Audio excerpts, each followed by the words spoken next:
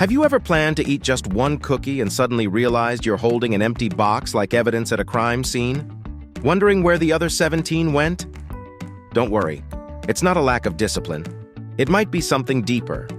Because today, we're asking the big question: can you actually get addicted to sugar? The answer might be stickier than your hands after eating cotton candy, right here on History of Food.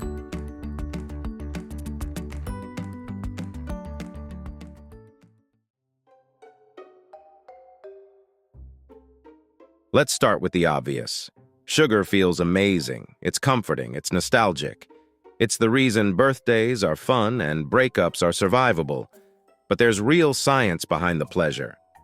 When you eat sugar, especially simple sugars like those found in soda, candy, desserts, and pastries, your brain releases dopamine, the same reward chemical involved in motivation, pleasure, and yes, addiction.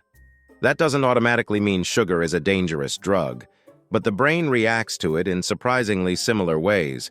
The more sugar you consume, the more your brain associates it with happiness. And over time, you might start wanting more to feel the same pleasure. That's the beginning of tolerance, which is a key part of addiction cycles. So if you've ever thought, why do I crave something sweet after every meal? Your brain might have learned that sugar equals satisfaction, and it wants that reward again and again, even if your stomach says we're good. Here's where it gets interesting.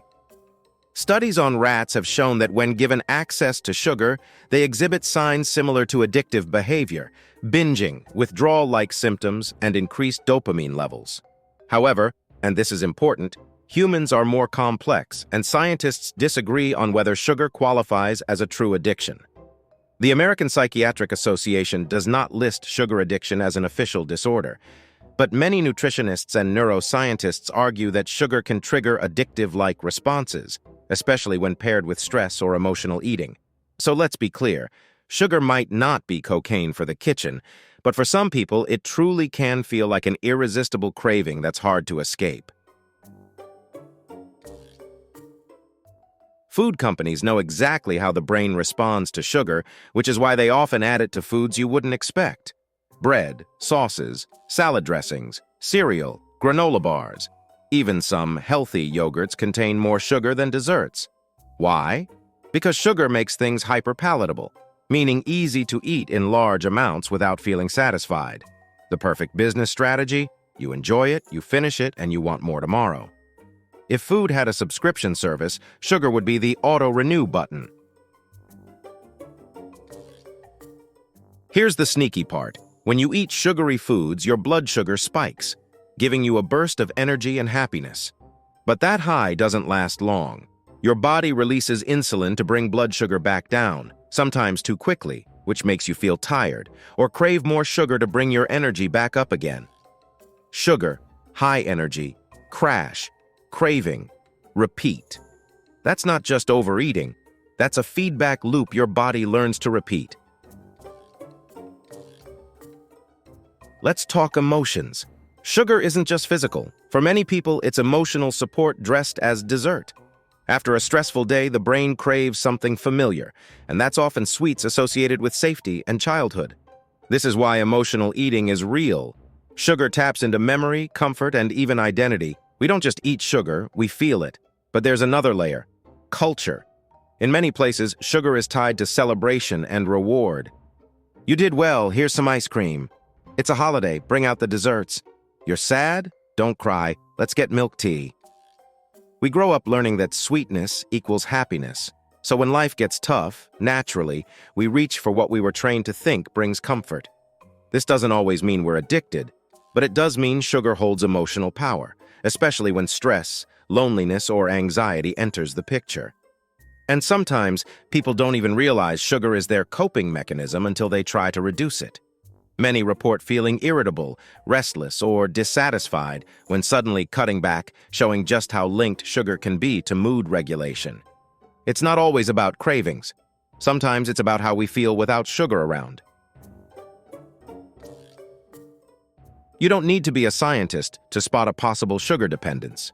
Here are a few signs someone may be overly reliant on sugar. You crave something sweet after every meal. You feel irritated or low energy when you don't eat sugar. You often describe yourself as having a sweet tooth. You eat sugary foods even when you're not hungry. You hide sugary snacks or eat them secretly. Again, this doesn't mean addiction in a medical sense, but it can mean your brain has made sugar a regular reward, which makes it hard to break the habit.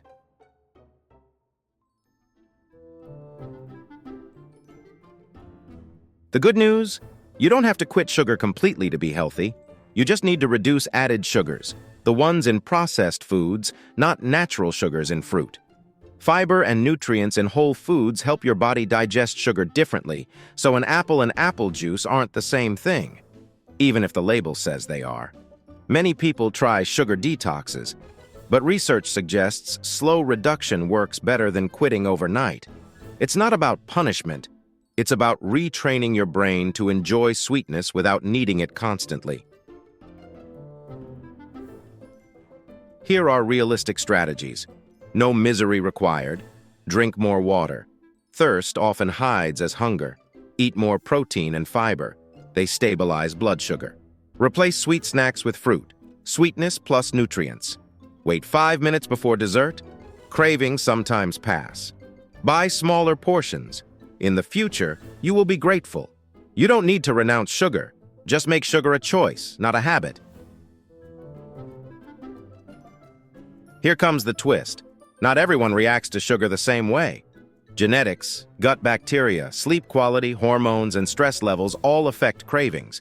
Some people can eat dessert and move on, while others treat dessert like the start of a new chapter. It's not lack of discipline, it's biology. If someone doesn't struggle with sugar, it doesn't mean they're stronger, just wired differently. So can you get addicted to sugar? The twist is, not officially. But your brain may not care about what's official. Sugar may not be labeled a drug, but it can activate the same reward systems as one. Even if sugar isn't addictive, it's definitely convincing. The takeaway? You don't need to fear sugar. You just need to understand it. Because when you know how your brain reacts to it, suddenly you are in control, not the cookie. Sugar isn't the villain. It's more like that friend who's fun occasionally but exhausting daily. The goal isn't to ban it forever, but to make peace with it wisely. So the next time you crave something sweet, ask, is this hunger or just a dopamine request? Stay curious, stay sweet, and remember, knowledge is the best seasoning.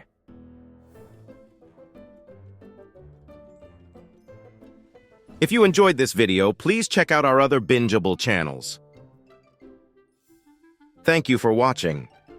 If you have suggestions for our next video, feel free to share them in the comments below. We'll be sure to give you an acknowledgement for your contribution.